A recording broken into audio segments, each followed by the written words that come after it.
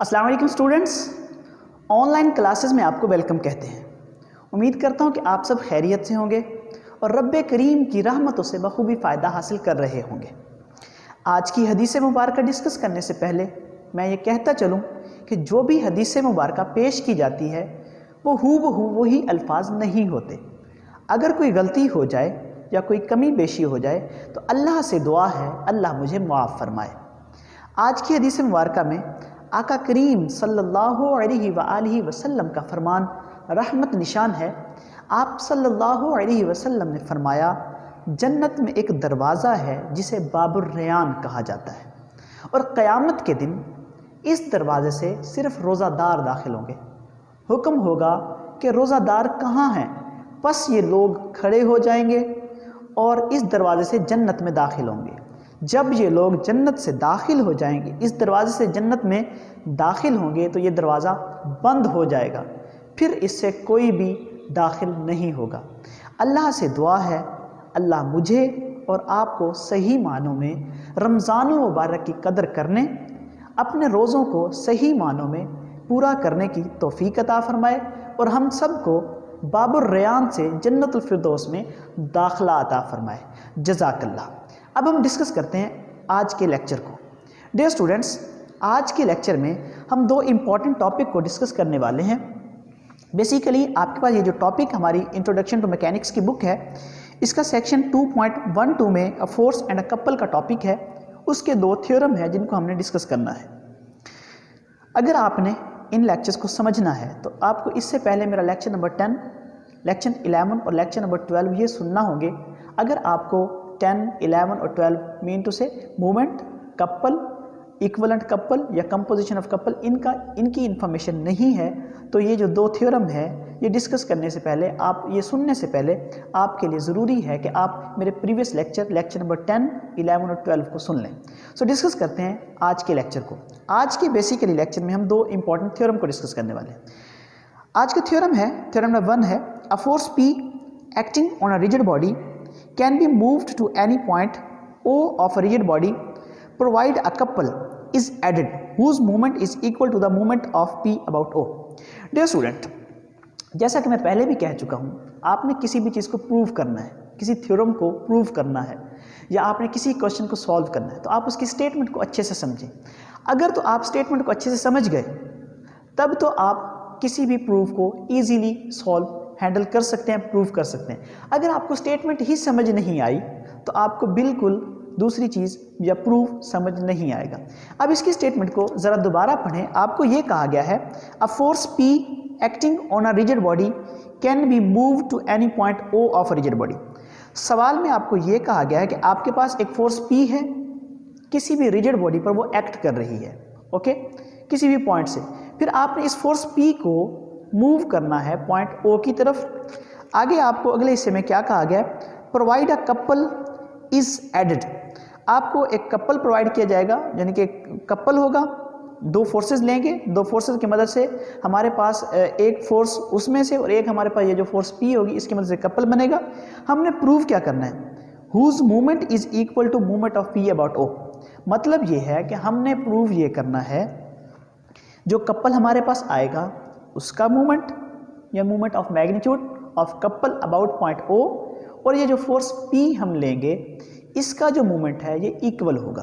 Okay dear students, आप इसको कैसे कर सकते हैं मैं आपको समझाता हूँ। आपके पास ये जो आपने थ्योरम तो आपको दे दिया गया है। अब आपको क्या कहा गया कि force P acting on a rigid body. Suppose that मेरे पास एक रिजिड बॉडी है, ये एक रिजिड बॉडी है। ओके डियर स्टूडेंट, आपको कहा गया कि rigid body, force P acting on a rigid body.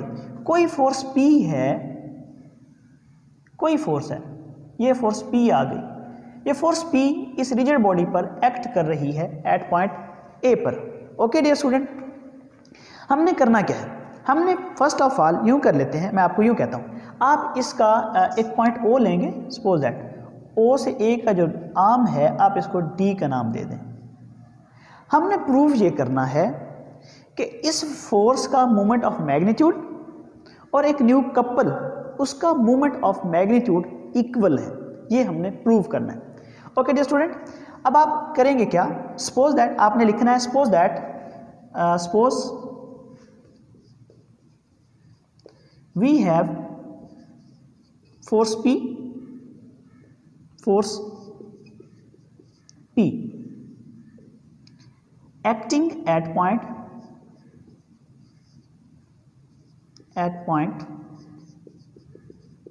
A, and suppose कर लें, suppose and consider let G be the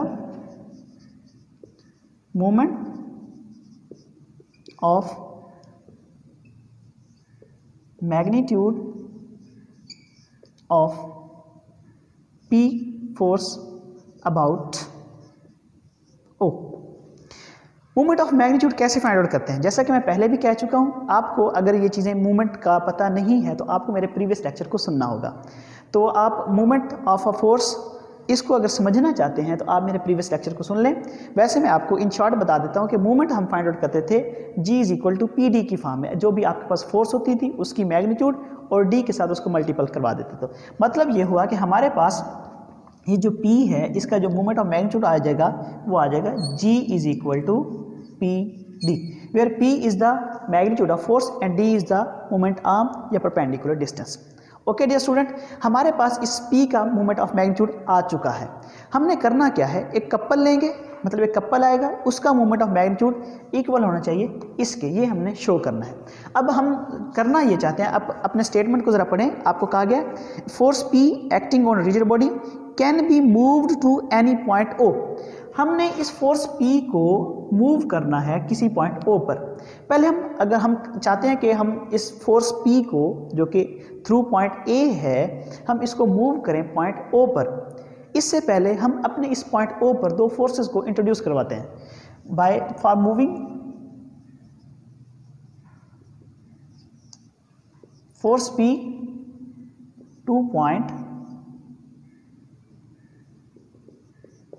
O, we introduce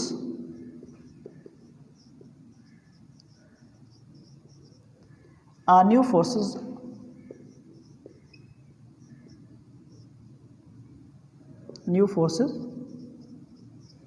P and minus P at point O। तो dear student, हम अगर उस force P को move करना चाहते हैं A पॉइंट से O की जानिब, तो हम पहले इस पॉइंट पर दो फोर्सेस को इंट्रोड्यूस करवा देते हैं। हम सपोज करते हैं कि एक फोर्स यहाँ से यहाँ तक आ जाएगी P और दूसरी आ जाएगी माइनस P। अब इन फोर्स की मदद से हमारे पास एक कपल बनेगा और वो जो कपल है उसकी मूवमेंट ऑफ जो मैग्नीट्यूड आ जाएगी वो इक्वल होगी movement of magnitude of P about point O। तो डियर स्टूडेंट, हमने करना क्या है, अब मैंने इनको फोर्सेस का नाम दिया, ये जो P और माइनस P है, क्या हम इनको कपल का नाम दे सकते हैं? क्या हम कह सकते हैं कि ये कपल है? कभी भी नहीं। अगर आप कह रहे हैं कि ये जो P और माइनस P दोनों कपल बन रहे हैं तो आपको मुझे इस चीज़ का प्रूफ देना होगा। अगर आपको मेरी बात, मैं कह रहा हूँ कि ये P और माइनस P कपल नहीं हैं, जस्ट ये फोर्सेज हैं और ये ऐसी फोर्सेज हैं जो कि एक दूसरे के पैरेलल हैं, इक्वल इन मैग्नीट्यूड है, ओपोजिट इन डायरेक्शन है, ये एक दूसरे के इफेक्ट को कैंसिल आउट कर रही हैं। ओके डियर स्टूडेंट, अगर आपको मेरी बात समझ नहीं आ रही तो आप मेरा इससे प्रीवियस लेक्चर जो इक्विवेलेंट ऑफ कपल वाला जिसको हमने सॉल्व किया था और कंपोजिशन ऑफ कपल से पहले मैंने इक्विवेलेंट ऑफ कपल का थ्योरम प्रूव किया था, जिसमें मैंने आपको बताया था कि S minus S acting at a same point या उनका लाइन ऑफ एक्शन सेम था, उन्होंने अपने इफेक्ट को निगलेक्ट कर दिया था या कैंसिल आउट कर दिया था। इसी तरह अगर मैं कहता हूँ कि ये कपल हैं तो ये मेरी बात गलत होगी। ये P और माइनस P कपल नहीं है बल्कि दो फोर्सेज हैं P और माइनस P की फॉर्म में। ये कपल तब होते अगर इक्वल इन मैग्नीट्यूड तो हैं, ये ओपोजिट इन डायरेक्शन भी हैं, अगर इनका लाइन ऑफ एक्शन डिफरेंट होता तब ये क्या बनते, कपल बनते। सो आप यूँ कह सकते हैं कि P, ये जो minus P force through point O and P force through point A form a couple because they are equal in magnitude, opposite in direction and their line of action is different. Mean to say P force act कर रही है इस point से, minus P force act कर रही है इस point से। इनकी मदद से हमारे पास एक couple बनेगा। हमने यहाँ तक लिख लिया, we introduce a new forces P and minus P at point O। So आप यहाँ पे लिखेंगे, so क्या आ जाएगा हमारे पास, P force through point A and minus P force through point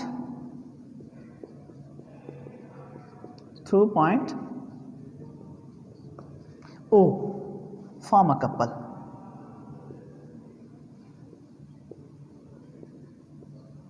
P minus P, okay. और moment of magnitude of couple कैसे फाइंड आउट किया जाता है डियर स्टूडेंट, अगर आपको इस बात का भी इल्म नहीं है तो आपको मेरा प्रीवियस लेक्चर सुनना ही होगा। सो मैं यहाँ पे लिखने लगा हूँ, let moment of magnitude of couple is PD। कैसे आया है ये PD, बिकॉज अगर आपको मेरी बात समझ नहीं आ रही तो आपको मेरा प्रीवियस लेक्चर सुनना होगा। ओके डियर स्टूडेंट, अब देखें इस फोर्स P का about O moment of magnitude क्या आया, PD। अब इस कपल माइनस P और P का जो moment of magnitude of force आया वो क्या आया, PD। दोनों का मोमेंट ऑफ मैग्नीट्यूड सेम है, तो यही हमने प्रूव करना था। हमारे पास थ्योरम क्या था, अब दोबारा अगर आपने थ्योरम को पढ़ें, आपके थ्योरम में कहा गया है force P acting on a rigid body can be move to any point O of rigid body provide a couple whose movement is equal to movement of P about O।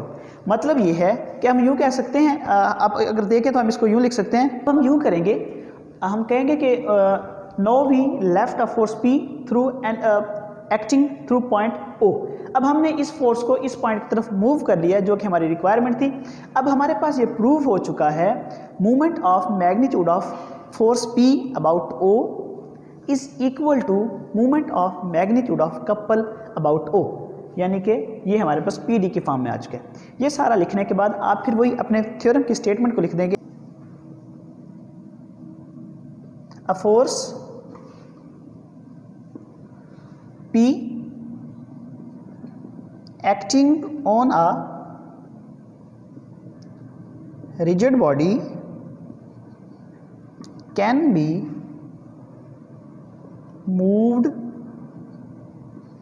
to any point O of the rigid body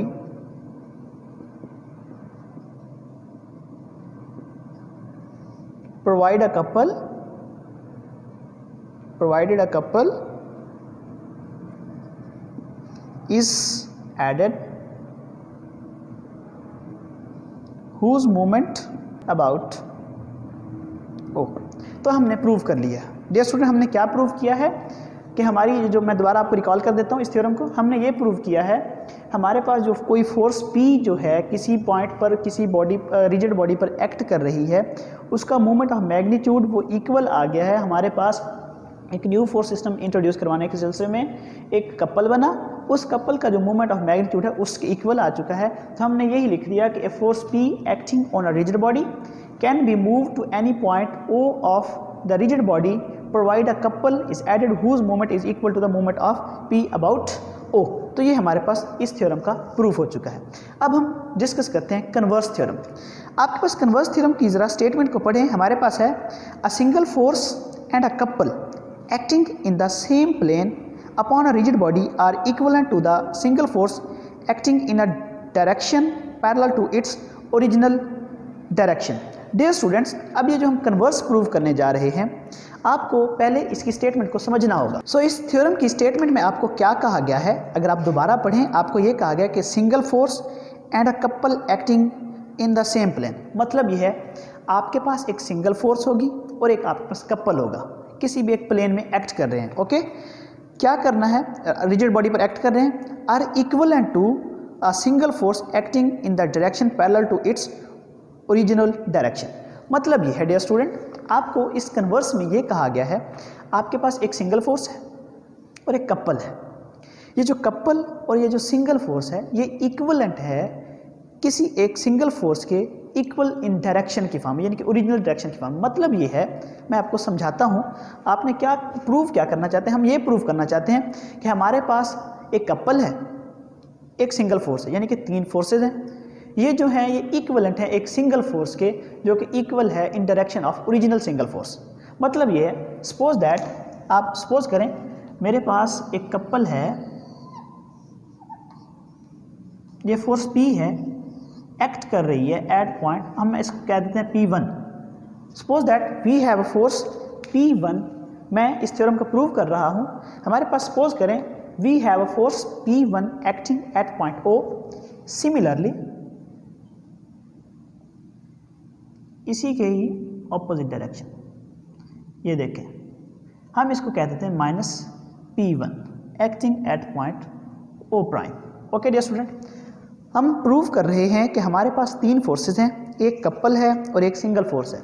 ये जो तीनों forces हैं ये equivalent हैं किसी एक single force के same direction की फॉर्म में। हमारा ये टास्क है। आप लिखना suppose that we have a couple P minus P।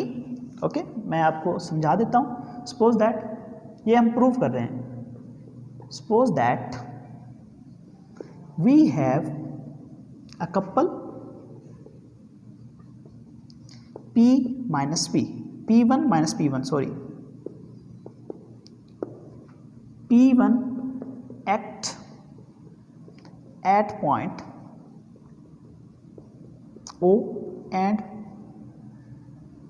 minus P1 act at point O prime। Okay dear student, अब हम सपोज करते हैं हमारे पास ये जिस पॉइंट पर P फोर्स 1 एक्ट कर रही है, हम कहें हमारे पास एक अनदर फोर्स है जिसको हम कह देते हैं P2। Suppose that we have a force P2 act, we have force P2 act also act of P2 also act at point O। Okay dear student, अभी हमारे पास हमारे थ्योरम का पहला हिस्सा आ चुका है, यानी कि आपके थ्योरम में, हमारे थ्योरम में क्या कहा गया, a single force and a couple is acting in the same plane. अभी हम यूँ कह सकते हैं कि हमारे पास एक रिजिड बॉडी, सपोज दैट आप इसका यूँ कर लें कि ये एक रिजिड बॉडी पर एक्ट कर रहे हैं। आप लिखिए कि suppose that we have a rigid body and a couple P minus P act on it, act on it. Okay, अब उसके बाद आप लिख देंगे सपोज दैट या P1 act at point O and minus P1 act at point O prime. उसके बाद suppose that we have a force P2 also act point O। Okay dear student, ये हमारे पास तीन फोर्सेस आ चुकी हैं जो कि हमारे थ्योरम का पहला हिस्सा है। क्या हिस्सा है, a single force and a couple acting in the same plane upon a rigid body. अब हमने ये शो करना है कि ये जो तीन फोर्सेस हैं P1 माइनस P1, ये तो कपल की फॉर्म में आ गया, और ये जो P2 है are equivalent to the single force acting in the direction parallel to original direction. मतलब ये है कि ये जो तीनों फोर्सेस हैं ये बेसिकली इक्वल आ रही हैं किसी एक सिंगल फोर्स के, और वो जो सिंगल फोर्स है वो इक्वल इन डायरेक्शन की फॉर्म में मूव कर रही है। ओके डियर स्टूडेंट्स, अब सपोज करें, सपोज दैट अब हमारे पास दो फोर्सेज हैं, हम इनका रिजल्टेंट भी तो फाइंड आउट कर सकते हैं। सपोज दैट ये जो R है, suppose that R is the resultant of force P1 P2। आप इसको लिख सकते हैं P1 प्लस P2। रिजल्टेंट क्या होता है, सम ऑफ टू फोर्सेस। अब सपोज किया कि हमारे पास ये जो R है ये इक्वल है resultant of force P1 P2 के। मीन टू से हम यूँ कह सकते हैं कि R के जो कंपोनेंट हैं वो P1 और P2 की फॉर्म में। अब यहाँ पर भी लिख लेते हैं हम, let R is the resultant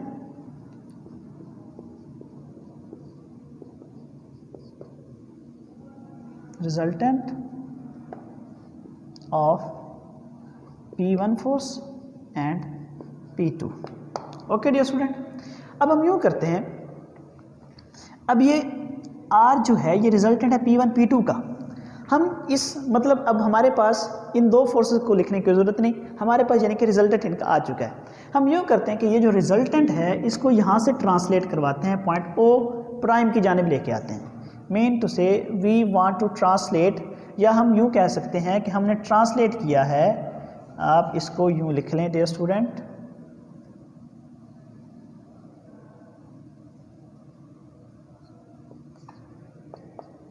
we translate मैं क्या कर रहा हूँ, ये जो रिजल्टेंट है, ये resultant of the forces P1 and P2, इसको ट्रांसलेट कर रहा हूँ, यानी चेंज कर रहा हूँ O से O प्राइम की जानिब। We translate resultant R from point O to O prime. Okay, हमने क्या किया, पहले नंबर पर डियर स्टूडेंट्स हमने एक कपल लिया है किसी भी रिजिड बॉडी में, रिजिड बॉडी पर कपल एक्ट कर रहा है, ठीक है। कपल जो फोर्स P1 थी जिस पॉइंट पर एक्ट कर रही थी, हमने सपोज किया कि दूसरी फोर्स P2 भी उसी पॉइंट पर एक्ट कर रही है। फिर हमने क्या किया है कि हमने P1 और P2 की मदद से हमने एक रिजल्टेंट को ड्रा कर लिया, और अब हम रिजल्टेंट जो कि पॉइंट O पर था, हमने इसको ट्रांसलेट किया है इस रिजल्टेंट को O प्राइम की जानिब। ओके डियर स्टूडेंट, अब आप देखें ज़रा R बेसिकली किसके इक्वल है। अगर आप गौर करें तो ये जो R है हमारे पास, ये इक्वल है P1 और P2 की फॉर्म में। तो हम यूँ कर सकते हैं, R के जो कंपोनेंट है रिजॉल्व या right the components of resultant of the forces, तो हमारे पास क्या आएगा, बाय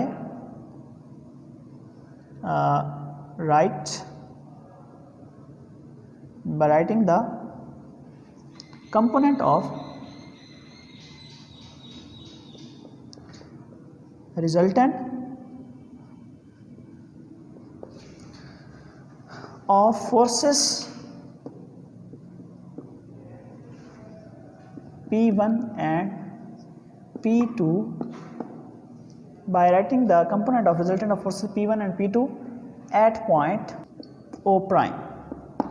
ज़रा देखें डियर स्टूडेंट, गौर कीजिएगा, मैं इसको यहाँ पे एक एक्स्ट्रा की फॉर्म में कर देता हूँ, अलबत्ता आपके पास वहीं पर वो जो डायग्राम है वो काफ़ी है। अब हम यूँ कर रहे हैं, सपोज दैट ये हमारे पास पॉइंट है O प्राइम। ओके, इस पर हमारे पास ये जो फोर्स थी ये P माइनस की फॉर्म में यहाँ पे एक्ट कर रही थी। ओके, मैं ये जो R है, R जो हमारे पास रिजल्टेंट ऑफ फोर्स था P1 प्लस P2 की फॉर्म में, ये वेक्टर है, आप यहाँ पर भी वेक्टर का निशान लगा हुआ है। ओके, अब हम इसके रिजॉल्ट पार्ट्स की फॉर्म में लिख रहे हैं, तो मीन टू से ये किसके इक्वल है, R बेसिकली इक्वल है P1 और P2 की फॉर्म में। तो अगर आप देखें हम इस पॉइंट पर कुछ इस तरह कर रहे हैं, एक तो P1 फोर्स उसकी डायरेक्शन ये है, तो आप यहाँ पर क्या लिख देंगे, P1 फोर्स। आप देख सकते हैं हमारे पास P1 फोर्स डायरेक्शन है टुवर्ड द ओरिजिन, मतलब हमारे पास यहाँ पे कपल का आता है, तो कपल वही होते हैं दो फोर्सेस जिनकी डायरेक्शन जो है ऑपोजिट होती है। ये कपल तब बनेंगे जब P1 की डायरेक्शन इस साइड पर और P माइनस P1 की डायरेक्शन इस साइड पर होगी। अब हम इस पॉइंट पर इस फोर्स को रिप्लेस कर रहे हैं, तो ये फोर्स इसकी डायरेक्शन तो इस जानिब थी, अपवर्ड थी, अब इसकी डायरेक्शन क्या होगी, डाउनवर्ड हो जाएगी। ओके, तो ये क्या हो जाएगी, डाउनवर्ड। इसी तरह हमारे पास यहाँ पर क्या आ जाएगा, फोर्स P2। अब आप देख सकते हैं P1 और माइनस P1 एक्ट कर रहे हैं एक पॉइंट पर, एक ही लाइन पर, इक्वल इन मैग्नीट्यूड हैं, ऑपोजिट इन डायरेक्शन है, तो ये एक दूसरे के असर को कैंसिल आउट कर देंगे या नहीं करेंगे, तो ये क्या करेंगे, एक दूसरे को कैंसिल आउट कर देंगे। हमारे पास जस्ट क्या बचेगा, हमारे पास एक फोर्स P2 आ जाएगी जो कि ओनली ऑन हमारे पास सिंगल फोर्स की फॉर्म में आ गई, जो हमारा रिक्वायर्ड रिजल्ट था। आप अगर अपने थ्योरम को देखें तो हमारे पास थ्योरम क्या था, थ्योरम हमारे पास ये था, single force and a couple, single force ये आ गई और a couple acting on a rigid body are equivalent to a single force. तो हमने यहाँ पर देख लिया कि P1 माइनस P1 जो है आपस में कैंसिल आउट ईच अदर कर देंगे, हमारे पास क्या बचेगा, जस्ट एक फोर्स P2 बचेगी जो हमारा रिक्वायर्ड रिजल्ट है। इसको कैसे लिखेंगे ये मैं आपको लिखने का तरीका बता देता हूँ। सो डियर स्टूडेंट, जैसा कि हमने अपने इस R को ट्रांसलेट किया था इस जगह पर, और ये भी याद रखना है कि इसकी मदद से आपकी लाइन ऑफ एक्शन पर कोई इफेक्ट नहीं होना चाहिए। जब हम रिप्लेस करेंगे यहाँ पर अपना किस चीज़ को, R को उसके कंपोनेंट की फॉर्म में, तो हमारे पास डियर स्टूडेंट क्या आ जाएगा, हमारे पास बेसिकली यहाँ पर यूँ आ जाएगा फोर्सेस, ये आ जाएगा P2 और यहाँ पर P1 जो है इस फॉर्म में इस फॉर्म में एक्ट करेगी। अब जब हम मैंने आपको ये सारा कुछ पीछे बताया है, जब हम इसको रिप्लेस करेंगे R को उसके कंपोनेंट्स की फॉर्म में, P1 और P2 यहाँ पर O प्राइम पर आ जाएंगे। अब P1 और माइनस P1 एक दूसरे को कैंसिल आउट कर देंगे, यानी कि एक दूसरे की इफेक्ट को कैंसिल आउट कर देंगे। हमारे पास ओनली फोर्स बचेगी P2 at point O prime, जो कि पैरेलल है P2 एट पॉइंट O के। हमने यही प्रूव करना था, हमारा रिक्वायर्ड रिजल्ट आ गया। आपने क्या लिखना है इसके बाद, आपने लिखना है सच दैट, हमने यहाँ तक लिख लिया था, of force P1 and P2 at point O prime, यानी कि हमने from point O to V, हमने यहाँ तक किया था V writing the components of resultant of the forces P1 and P2 at point O prime, यानी कि इस R के जो कंपोनेंट्स थे P1 और P2 को हमने O प्राइम पर लिखा है। उसके बाद हमने ये वाजे कह दिया such that there is no change in the line of action of P1 plus P2। मतलब ये है कि जब हमने इस फोर्स को R को यहाँ से यहाँ पर ट्रांसलेट किया है, कोई इफेक्ट नहीं पड़ना चाहिए लाइन ऑफ एक्शन पर। ओके, जब हम इसको चेंज कर लेते हैं, when we change R into its component at point O prime, then P and minus P, यहाँ पर हम लिख लें minus P, cancel out each other effect. मतलब क्या है कि ये दो फोर्सेज हैं P और माइनस P, P1 और माइनस P1, ये पैरेलल हैं, इक्वल इन मैग्नीट्यूड हैं, ऑपोजिट इन डायरेक्शन है और लाइन ऑफ एक्शन इनका सेम आ गया है। तो ये पैरेलल भी हैं, तो ये एक दूसरे को क्या, सॉरी ऑपोजिट इन डायरेक्शन है, इनका लाइन ऑफ एक्शन सेम है, इनकी मैग्नीट्यूड जो है वो सेम है, तो ये एक दूसरे को क्या कर देंगी, कैंसिल आउट कर देंगी। P1 और माइनस P1 एक दूसरे को किया cancel out, so cancel out each other effect, we left a force P2 at point O prime which is parallel to P2 at point O। हमारा यही रिजल्ट रिक्वायर्ड था। डियर स्टूडेंट्स, ये जो दो थ्योरम हमने किए हैं ये बड़े इंपॉर्टेंट हैं। अगर आपको इनकी समझ नहीं आई तो आप मेरे लेक्चर को दोबारा सुनिएगा, आपको समझ आ जाएगी, लेकिन अलबत्ता मैं आपको इन्हें रिवाइज करवा देता हूँ। आज के लेक्चर में हमने जो डिस्कस किया है, बेसिकली हमने पहले एक थ्योरम प्रूव किया था और उसमें हमने क्या किया था कि हमारे पास एक रिजिड बॉडी है, उस पर कोई फोर्स P एक्ट कर रही है एट पॉइंट A पर। हमने कहा था, हमने उसका मोमेंट ऑफ मैग्नीट्यूड प्रूव किया है, वो इक्वल किसके आ गया था, couple of moment of magnitude about point O के। ओके डियर स्टूडेंट्स, उसके लिए हमने क्या किया था कि फोर्स P ली, एक पॉइंट O, उससे हमने मोमेंट ऑफ जो आर्म है उसको D का नाम दिया, उसका moment of magnitude of couple हमने PD के फॉर्म में लिया। फिर हमने कहा कि पॉइंट O पर दो फोर्सेज ली P माइनस P की फॉर्म में, फोर्सेज का नाम कह रहा हूँ, जो माइनस P थी हमने, मैं पीछे वाले थ्योरम की बात कर रहा हूँ, माइनस P और P जो पॉइंट एट A पर एक्ट कर रही थी, ये इन्होंने कपल बनाया, इनकी मदद से हमने मोमेंट ऑफ मैग्नीट्यूड को फाइंड आउट किया, तो वो भी PD आ गया, जिसकी मदद से हमने प्रूव कर दिया कि moment of magnitude of couple is equal to moment of P about point O। ये हमने प्रूव करना था। ये जो दूसरा थ्योरम है, इसमें हमें ये कहा गया था कि आपके पास, ये कन्वर्स है बेसिकली पहले थ्योरम का, इसमें हमें ये कहा गया था कि आपके पास एक फोर्स है और एक कपल है, यानी कि बेसिकली तीन फोर्सेस हैं। ये कपल और ये जो सिंगल फोर्स है ये बेसिकली इक्वल है एक रिजल्टेंट एक फोर्स के, जो कि पैरेलल है डायरेक्शन की फॉर्म में। तो हमने क्या किया है, हमने कहा कि हमारे पास P1 और माइनस P1 एक कपल है और P2 एट पॉइंट O पर एक्ट कर रही है। इसके बाद हमने कहा कि suppose that R is the resultant of P1 plus P2। हमने इस R को ट्रांसलेट किया है O पर और ये भी साथ में कह दिया कि there is no change in the line of action of resultant. Okay, फिर हमने आप बल्कि यूँ कीजिएगा, ये जो हमने लाइन लिखी है such that there is no change in the line of action of P1 plus P2, आप इसको इस जगह पे लिखिएगा जहाँ पे हमने लिखा है let R is the resultant of P1 and P2 and we translate R from point O to O prime. इसके बाद आपने ये वाला जो सेंटेंस है लिखना है such that there is no change in the line of action of आप इसको रिजल्टेंट भी कह सकते हैं, आप इसको P1 P2 का नाम भी कह सकते हैं। ओके डियर स्टूडेंट, ये जो पॉइंट है, पैराग्राफ है, इसको आपने यहाँ पर लिखना है। उसके बाद आपने लिखना है we writing the components of resultant of force P1 and P2 at point O prime. हमने फिर ये किया कि इसको ट्रांसलेट करने के बाद इसके कंपोनेंट को लिखा। फिर क्या हुआ, फिर हमारे पास ये जो पैरा आपने वहाँ पे लिखना है, फिर हमारे पास क्या हो जाएगा, when we change force from P to P2 at point A, then P1 and minus P1 cancel out each other effect, we left a force P2 at point O prime. So P1 और P2 ने एक दूसरे के effect को cancel out कर दिया, हमारे पास एक ओनली फोर्स P2 रहेगी जो कि पॉइंट O प्राइम पर है। अब ये जो फोर्स है ये पैरेलल है P2 एट पॉइंट O के। हमने यही प्रूव करना था कि ये जो तीन फोर्सेज हैं सिंगल फोर्स और कपल इक्वलेंट है एक सिंगल फोर्स के, जो कि पैरेलल होगी ओरिजिनल डायरेक्शन की फॉर्म में, यानी कि जो इसकी डायरेक्शन है वो इसी की डायरेक्शन आ गई। यही हमने प्रूव करना था, जो कि हमारा प्रूव हो चुका है। अगर आपको कोई प्रॉब्लम है, आपको किसी भी क्वेश्चन में कोई प्रॉब्लम फेस करते हैं, तो आप मेरे जीमेल अकाउंट alimajid235@gmail.com पर मेल कर सकते हैं या कमेंट बॉक्स में जाके कमेंट कर सकते हैं। लेकिन हमारी हत्तल इम्कान कोशिश होती है कि आपको हर चीज़, हर बात लेक्चर की सूरत में समझा दी जाए। फिर भी अगर कोई प्रॉब्लम हो तो आप हमसे ज़रूर रब्ता करें। जज़ाकल्लाह, अल्लाह हाफ़िज़।